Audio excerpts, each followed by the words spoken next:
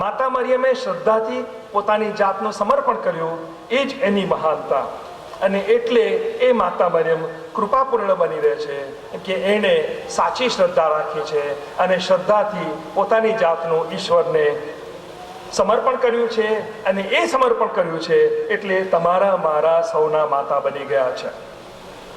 એટલે કે માતા મરિયમ પોતે સાધન બની રહે છે, પણ એ સાધનને વાપરનાર તો ઈશ્વર છે અને એ જ ઈશ્વર સર્વ કાંઈ કરે છે. એટલે જ માતા મરિયમ પેલું સરસ મજાનું ગીત ગાઈ ઉઠે છે, તેણે આ દિન દાસી ઉપર વરસાવ્યું છે વાલ, મને હવે બળભાગી ગણશે લોકો અનંતકાળ.